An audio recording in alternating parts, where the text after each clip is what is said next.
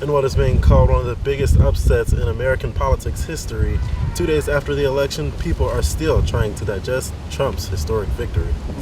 The director of the Police Training Institute says that he has been to the state capitol to stress the importance of funding for the Police Training Institute and says that how a lack of a budget will affect enrollment in the future.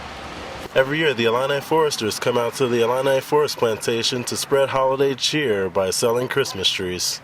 I caught up with some early voters today to see how they felt that social media has played a role in this year's election. With Westland likely out this weekend after an injury in the second quarter against Purdue, the team has no doubt that Chase Crouch can carry the team. A new portrayal of the Chief will be selected in time for homecoming and the return of basketball at the State Farm Center. The election results are in, and some people are still at a loss of words today. And what was predicted to be a landslide victory for Hillary Clinton turned out to be a close but exciting night for Donald Trump. University of Illinois' Daniel Stewart recognizes that voters did not want another establishment politician in the White House. Ultimately, Donald Trump seized on that opportunity. Within the Democratic Party as well as within the Republican Party, we've had a kind of an outsider challenging the established party leaders, and that's been something that both parties have had to recognize. In what is being called one of the biggest upsets in American politics history, 2 days after the election, people are still trying to digest Trump's historic victory. Probably initial reaction, I was really shocked. I didn't really see it coming. I was pretty confident going into it, and I think that most people were. I mean, even Trump's campaign. The media has kind of been slanted in her direction, so the fact that Trump was able to come back and just show everyone that the people were for him and not for Hillary, that was amazing to me. The big question now is, will Donald Trump and the Republican Party be able to work together and across the aisle with the Democrats? Personally, no.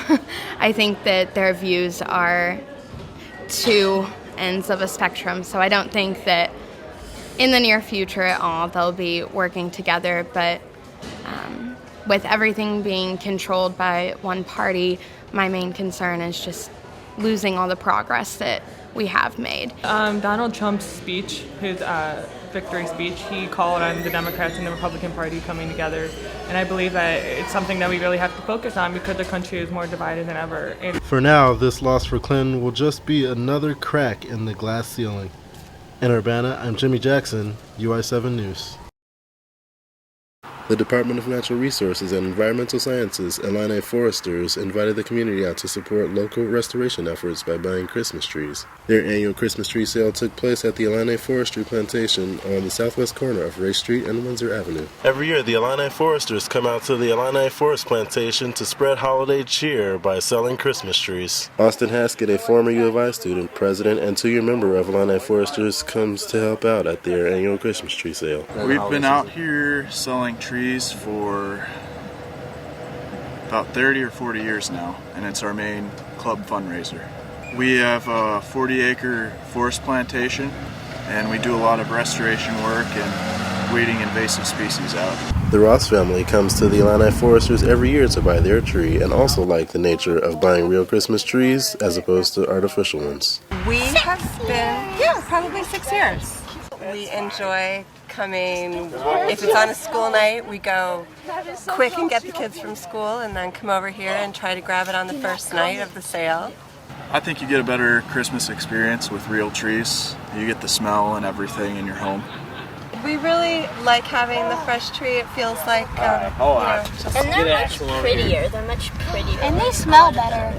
They do smell really good. Buyers are able to choose from Scotch pine, white pine, and balsam firs for a base price of $30 to $35 and $5 for each additional foot. The proceeds from this annual fundraiser are used to buy new equipment for managing the plantation and to offset the cost of camping and hiking activities for the foresters. In Urbana, this is Jimmie Jackson, UI7 Newsbreak. The Illini got its first look at the men's golf team as they kicked off their season at Zionsville, Indiana, to claim the first win of the season. As a result, head coach Mike Small, who just received a $2 million 6-year contract extension, is optimistic about this year's team. I'm excited to get this, keep this thing going. We had our first event last weekend. Had the guys on the road, learned a lot about them. We have a young team. We have no seniors. I'm anxious to see what they have in the coming weeks and to help them build that. Of those young players is freshman Michael Figos, who had a strong finish for his first time out with the team. For my first collegiate event, finishing in the top 5 was obviously a bonus. I was pretty nervous starting the second day especially. I got off to a really rough start, but being able to kind of turn that around and play well, have the support of my team and coaches was a really good feeling.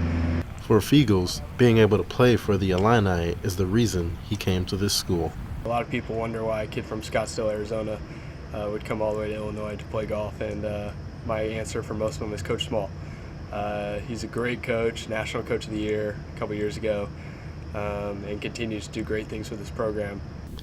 Figos comes from a family of athletes, which makes playing for the Illini even more special. I've been golfing for probably 10 years now. My grandpa got me into the game. He played collegiately at University of Notre Dame.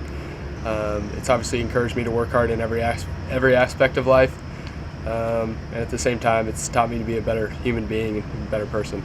This Friday, the team will head up north to Olympia Fields to compete in the Fighting Illini Invitational.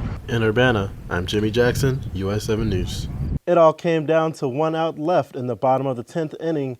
Cubs pitcher Mike Montgomery threw the game-winning pitch, a ground ball hit to third baseman Chris Bryant to end it all.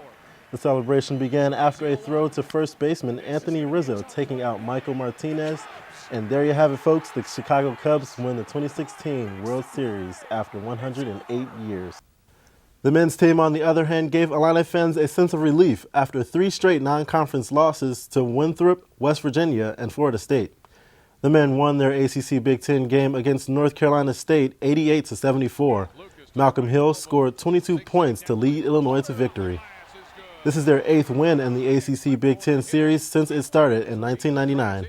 So throughout the day today, it's been pretty overcast. We had some rain earlier today, but throughout the day, it's been pretty dry around here. It's a nice, comfortable, mild temperature here in Urbana right now. As you can see, it's pretty overcast.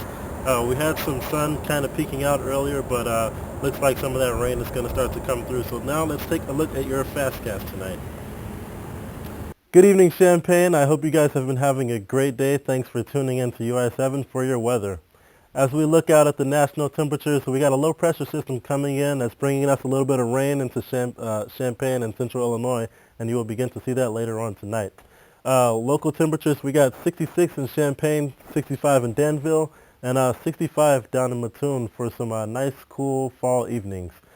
Just 2 days ago, this race had Americans on the edge of their seats, including U of I students. Definitely. How does it feel, being a woman and a, conservative voter, being a woman when there's a woman running for president, there's the opportunity to have, the very first female president. How does it feel to, kind of be on the other side of that?